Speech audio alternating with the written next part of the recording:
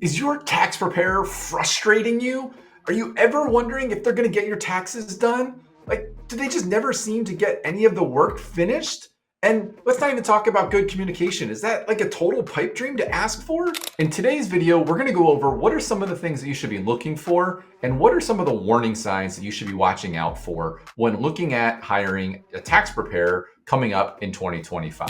I'm James Masotti. I'm the owner of Our Team Accounting, and I'm passionate about helping entrepreneurs achieve their personal and professional financial goals through intentional financial decisions. All right, so the first thing is, what is a tax preparer? So this might sound like a really simple, crazy thing, but a lot of people don't actually understand this. A tax preparer, all they're really doing is there are federal, state, and in some instances, municipal tax filings that need to happen. At the end of the day, you can do these yourself. And so you can be a tax preparer, right? But most people oftentimes hire this work out. When doing taxes, one of the things that's going to be critical for a tax preparer to know is what are the most common forms of deductions and things that need to be done for small business. So these are going to vary from federal down to state and at your local level to make sure that they're ultimately filing all the right documents on your behalf. All right, so jumping into our first point, what does a tax preparer actually do? Well, they file taxes. So realistically, you have to pay taxes oftentimes to the federal government, to your state government, and in some areas, the municipal government as well. So what that tax preparer really is doing is just filing those things. All right, so let's talk about who actually can file taxes on your behalf. First and foremost, you can file your own taxes. Unless you have a super simple, maybe brand new startup kind of business, I really don't recommend taking that approach. The second person, that's the one that most people are probably familiar with, is a certified public accountant or your CPA. A CPA is somebody who's gone through a certain amount of training as well as educational requirements in order to pass the CPA exam. CPAs are actually set up and registered in each state, and although there's a lot of reciprocity rules, they may need to register to be able to file taxes in specific states, even though CPAs are recognized by the IRS as being allowed to file taxes on behalf of somebody else. The next one is an enrolled agent, an EA.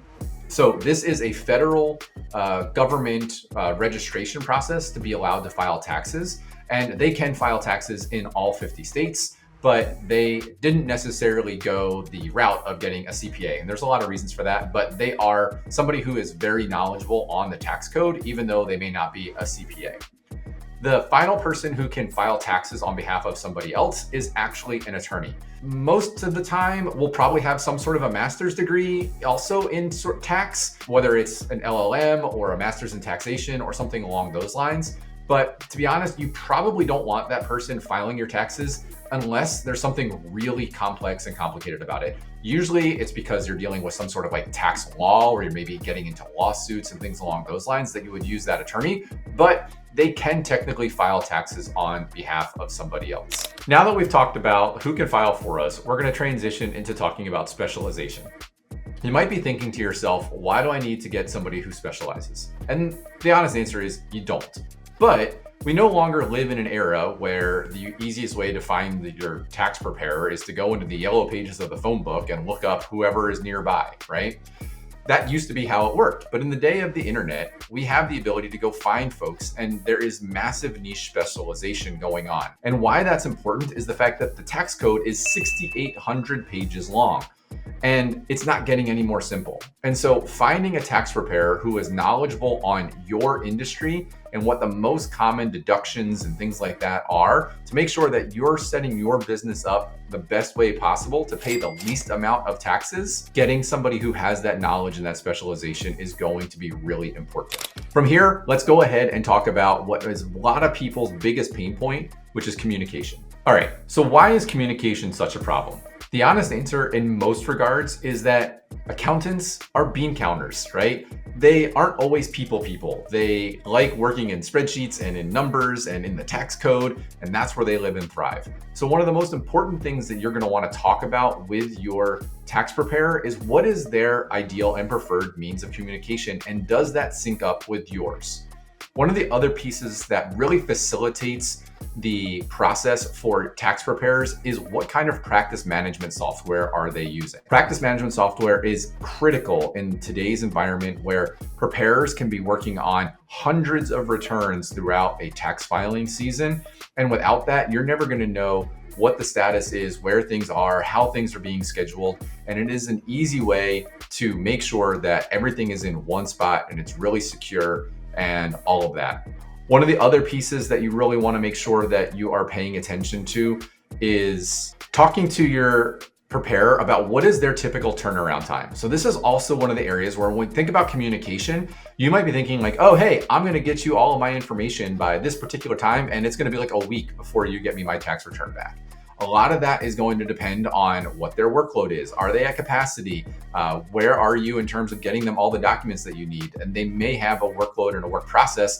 And so being able to have that knowledge of, hey, once I get you all of this, when should I expect to hear back? Because they may need to take some time before they can work on your return.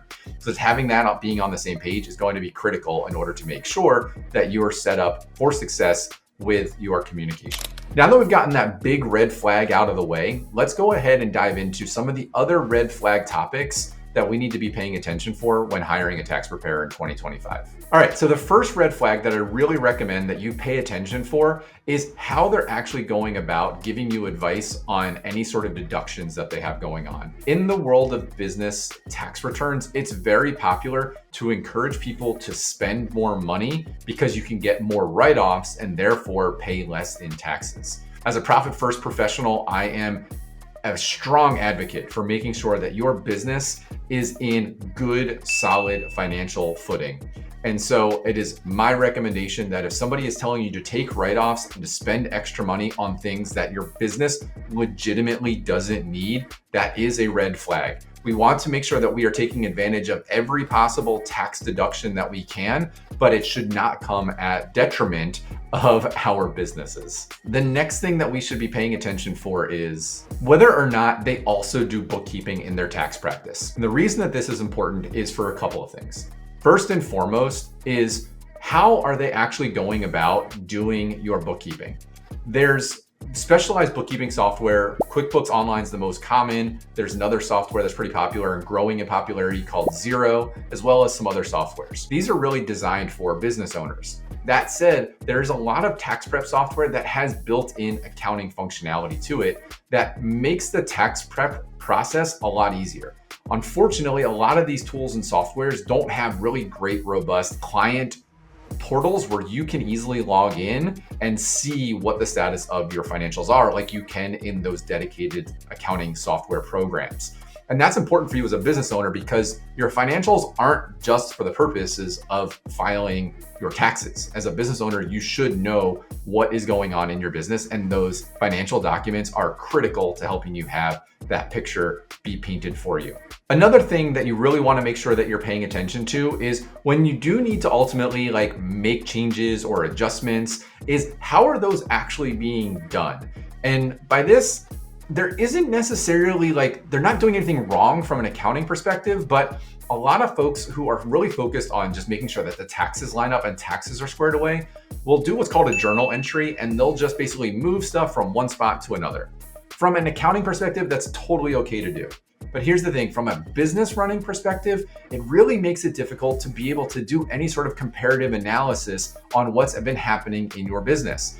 Because when you try to compare what happened last year or last quarter, or like quarter one from last year to quarter one from this year, you're not going to be able to compare apples to apples because they didn't actually reclassify all of the transactions. It takes a little bit more work and time to do, but it's the right thing to do in order to make sure that your financial statements can also help you as a business owner run the business that you ultimately need to be running. And I would say probably the last piece of things to really give some thought to and to ask your tax preparer about if they have accounting services as well is whether or not they have a dedicated tax manager and or accounting manager. And the reason for that is most people don't understand that the tax season is actually almost 6 months of the year. So it's going to start for most tax preparers right in the beginning of February and run through the initial April 15th deadline, because there's a March 15th deadline, depending on what kind of returns that you have going on.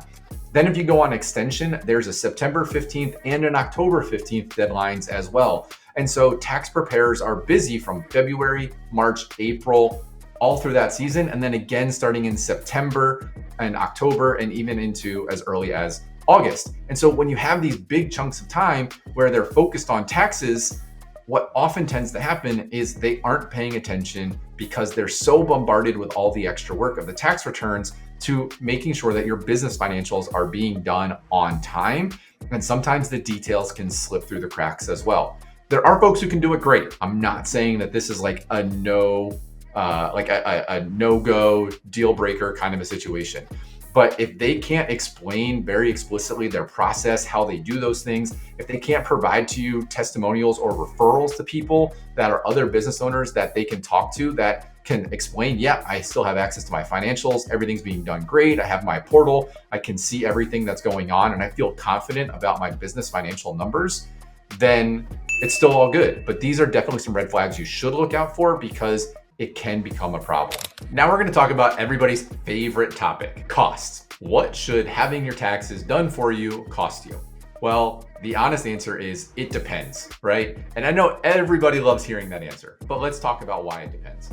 There's a big difference between somebody who has a relatively simple service business where they have a one stream of money coming in, very minimal cost of goods sold, they don't have any inventory, they don't have to worry about accrual accounting for any work in progress. And if these things don't make any sense to you, these words, don't worry about that, because it means you probably have a pretty simple business. But understand that if you have a more complex business, your return is probably going to cost more, because the amount of time, different forms that need to be completed, and just making sure that all of the pieces ultimately really do pull together. One of the other reasons why you need to be aware that your prices on your tax preparation probably are not going to be going down anytime soon is the fact that there is a talent shortage in this field. There are more accountants retiring every single year than there are new graduates coming out of university. And that means that there is a supply and demand change. The IRS tax code is not getting any more simple. It's already 6,800 pages long, and it's going to continue getting more complex. Lastly, we are going to talk about the fact that there's a difference between flat fees and hourly rates. I would strongly recommend that when you're going through, you understand what approach that particular tax preparer uses for coming up with what your return is going to cost you. And I would say most of the time nowadays, you're going to get flat rates based on they're going to do an assessment, they're going to figure out what type of forms that you need to ultimately fill in, and that's going to give them some sort of reference in terms of what you're going to ultimately pay. And so you should know that ahead of time, and you're probably going to pay some portion of it before they start, and then you'll pay a balance of it once things are already complete and filed. Now that we've talked about how to hire a tax preparer in 2025, we're going to go through and talk about one of the best ways that you can make sure that your financials are not only ready to have your taxes done on time, but to also make sure that you pay the least amount of taxes possible. We're going to talk about how to make sure that you have the best possible bookkeeping and whether you should hire a bookkeeper in 2025. So click on the video that's on your screen and I'll see you there.